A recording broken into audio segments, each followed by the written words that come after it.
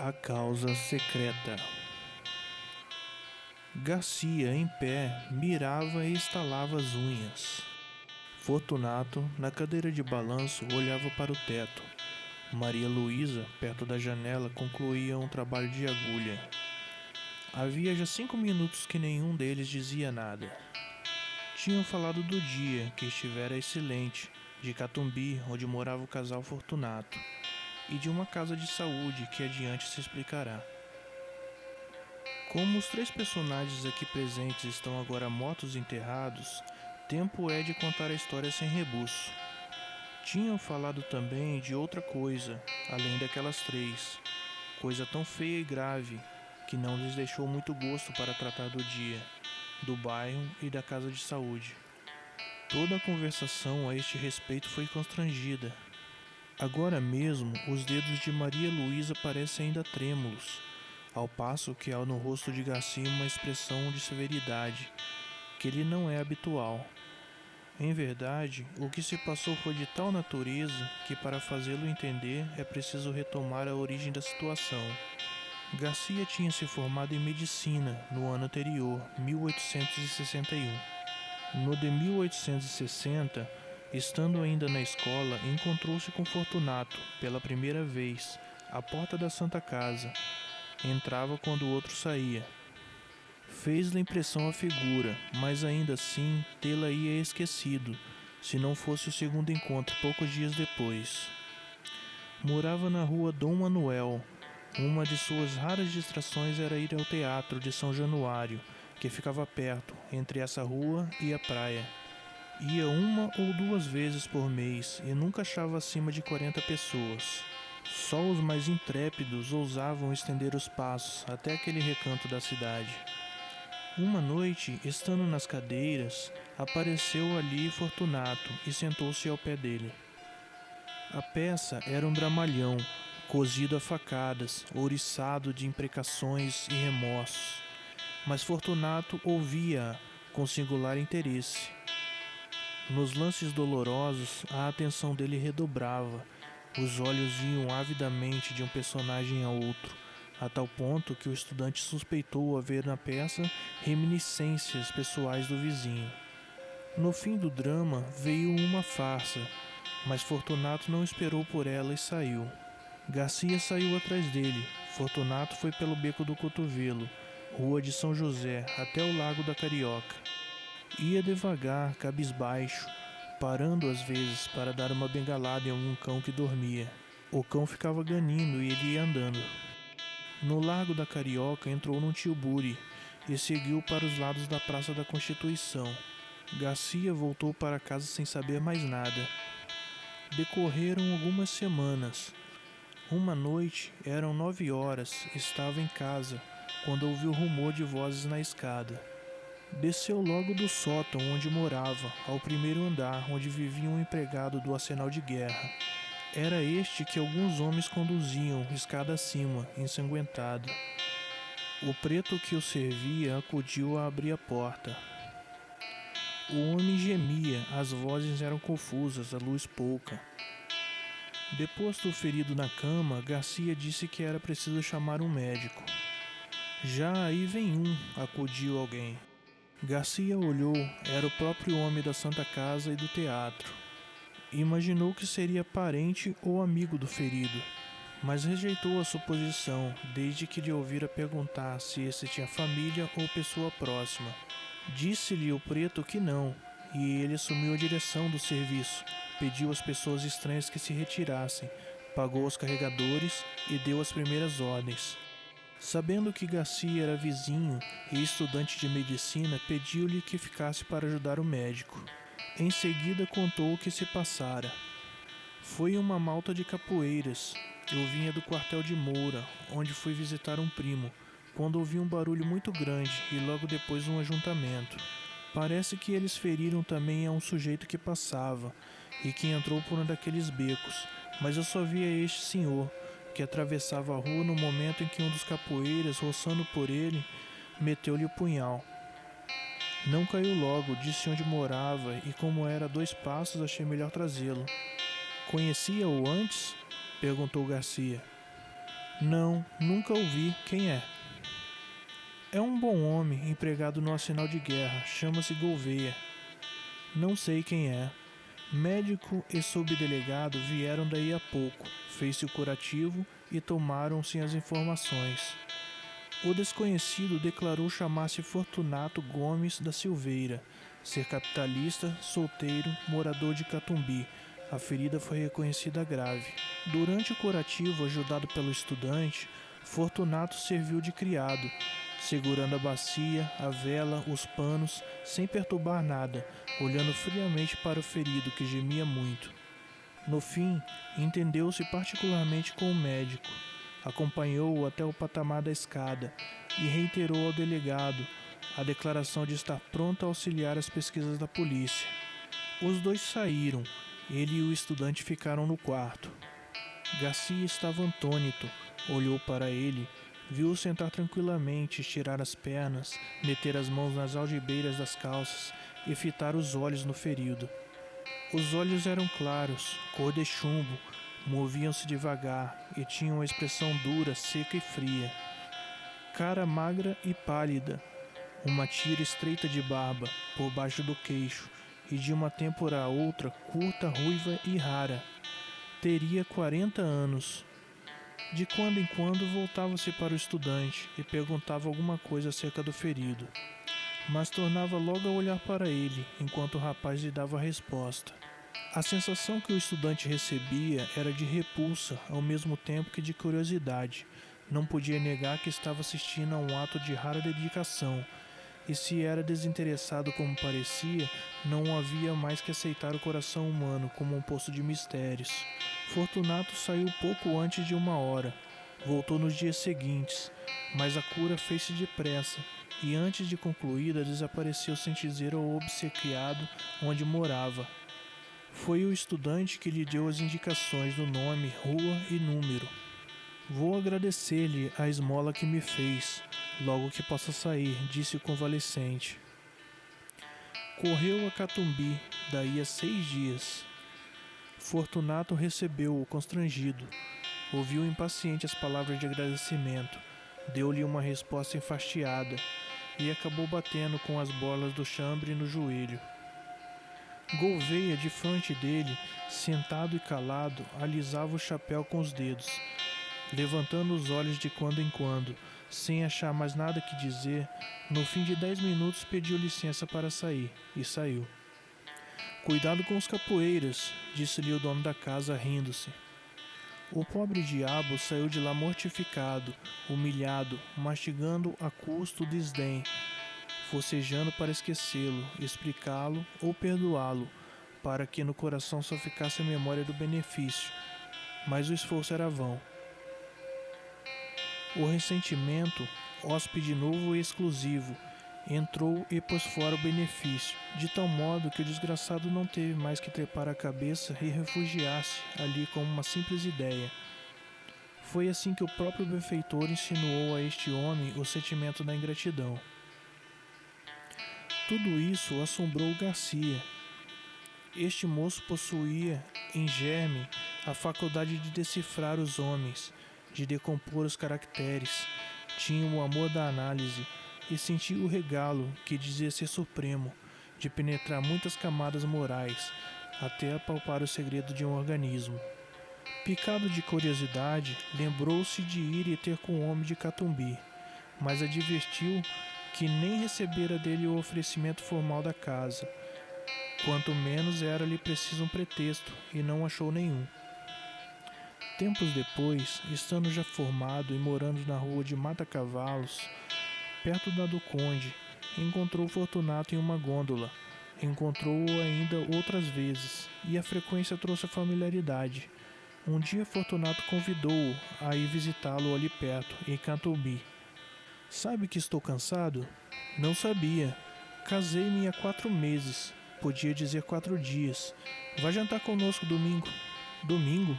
Não esteja forjando desculpas. Não admito desculpas. Vá domingo. Garcia foi lá domingo. Fortunato deu-lhe um bom jantar, bons charutos e boa palestra, em companhia da senhora, que era interessante. A figura dele não mudara, os olhos eram as mesmas chapas de estanho, duras e frias. As outras feições não eram mais atraentes que dantes. Os obséquios, porém, se não resgatavam a natureza, davam alguma compensação, e não era pouco. Maria Luísa é que possuía ambos os feitiços, pessoa e modos. Era esbelta, airosa, olhos meigos e submissos. Tinha 25 anos e parecia não passar de 19.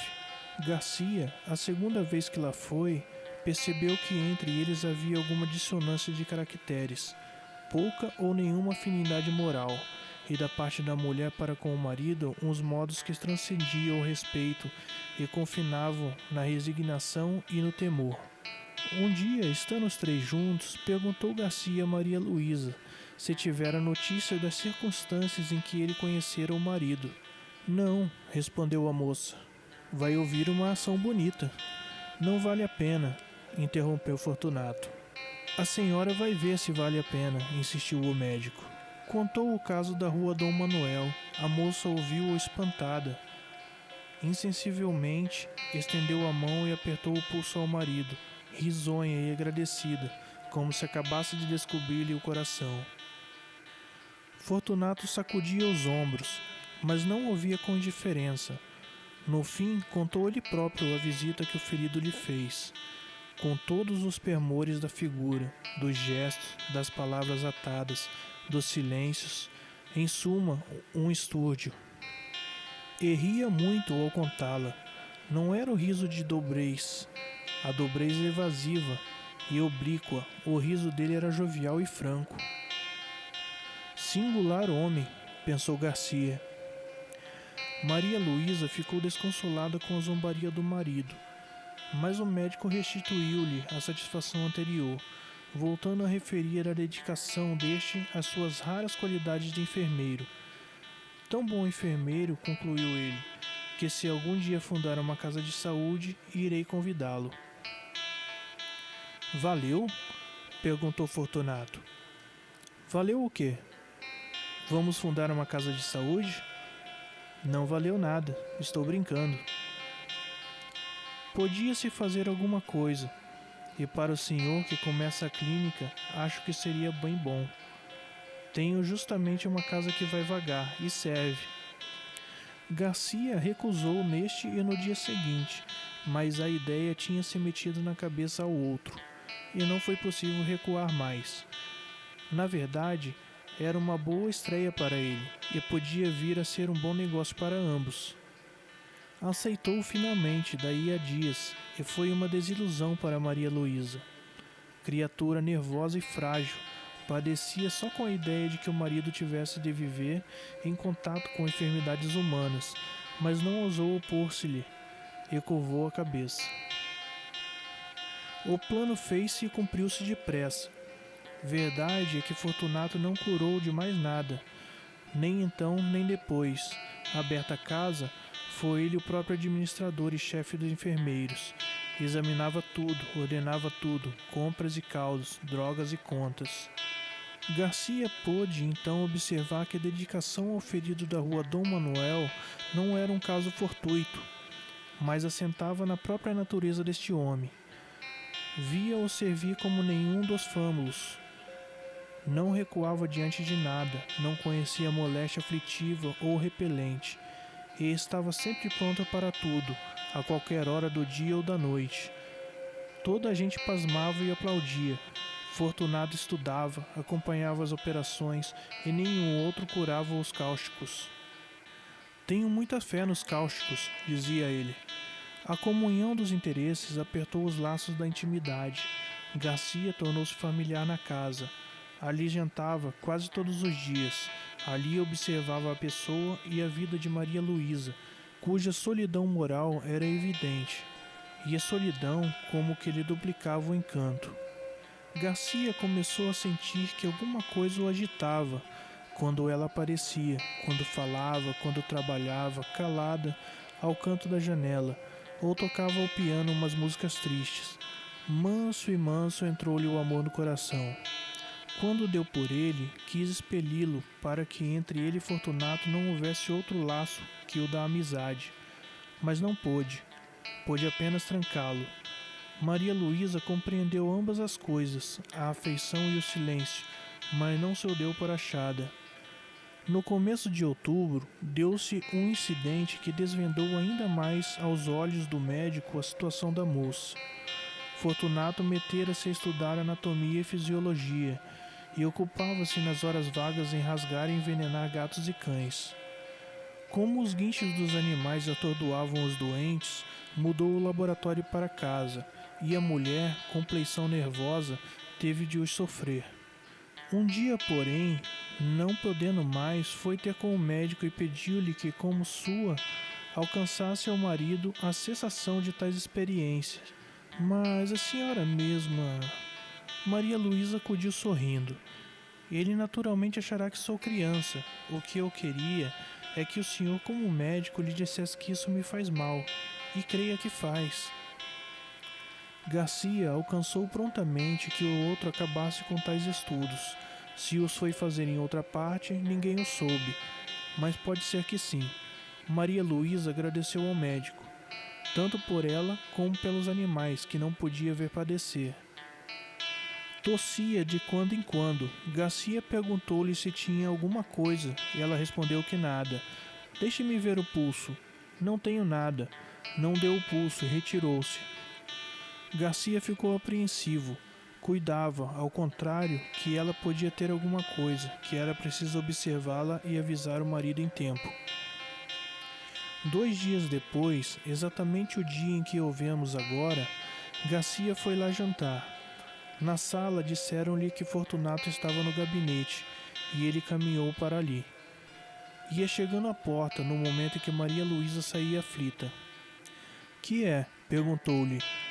O rato, exclamou a moça sufocada e afastando-se. Garcia lembrou-se que na véspera ouvira Fortunato queixar-se de um rato, que lhe levara um papel importante, mas estava longe de esperar o que viu. Viu Fortunato sentado à mesa que havia no centro do gabinete e sobre a qual puseram um prato com o espírito de vinho. O líquido flamejava.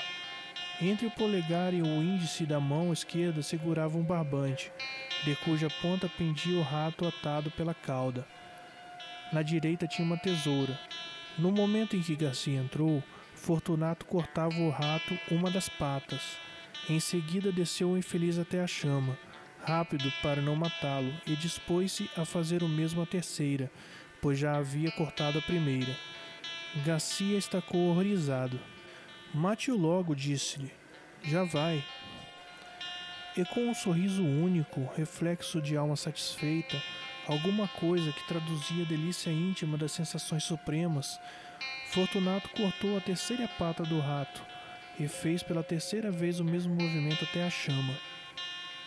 O miserável estorcia-se, guinchando, ensanguentado, chamuscado, e não acabava de morrer. Garcia desviou os olhos, depois voltou-os novamente, e estendeu a mão para impedir que o suplício continuasse, mas não chegou a fazê-lo, porque o diabo do homem impunha medo, com toda aquela serenidade radiosa de fisionomia. Faltava cortar a última pata. Fortunato cortou-a muito devagar, acompanhando a tesoura com os olhos. A pata caiu, e ele ficou olhando para o rato meio cadáver. Ao descê-lo pela 4ª vez até a chama, deu ainda mais rapidez ao gesto, para salvar se pudesse algum farrapo de vida. Garcia, de fronte, conseguia dominar a repugnância do espetáculo para fixar a cara do homem. Nem raiva, nem ódio, tão somente um vasto prazer quieto e profundo, como daria outro a audiência de uma bela sonata ou a vista de uma estátua divina. Alguma coisa parecida com a pura sensação estética. Pareceu-lhe, e era verdade, que Fortunato havia-o inteiramente esquecido. Isto posto, não estaria fingindo, e devia ser aquilo mesmo. A chama ia morrendo, o rato podia ser que tivesse ainda um resíduo de vida, sombra de sombra. Fortunato aproveitou-o para cortar-lhe o focinho e pela última vez chegar a carne ao fogo. Afinal, deixou cair o cadáver no prato. e arredou de si toda essa mistura de chamusco e sangue. Ao levantar-se, deu com o médico e teve um sobressalto. Então mostrou-se enraivecido contra o animal, que lhe comera o papel, mas a cólera evidentemente era fingida. Castiga sem raiva, pensou o médico, pela necessidade de achar uma sensação de prazer que só a dor alheia pode lhe dar. É o segredo deste homem. Fortunato encareceu a importância do papel, a perda que lhe trazia, perda de tempo, é certo, mas o tempo agora era-lhe preciosíssimo. Garcia ouvia só, sem dizer nada, nem lhe dar crédito. Relembrava os atos dele, graves e leves. Achava a mesma explicação para todos.